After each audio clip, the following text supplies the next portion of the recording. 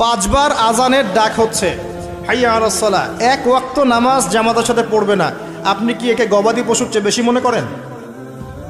নিসাব পরিমাণ সম্পদ হয়েছে বছরের পর বছর, একদিনও যাকাত দেয় নাই, আপনি কি তাকে পশুর চেয়ে বেশি মনে করেন?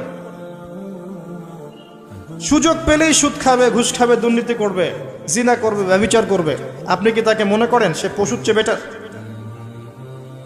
ছেলেদের পোশাক পরে রাস্তাঘাটে ঘুরছে, আপনি কি মনে করছেন পশুর চেয়ে বেটার?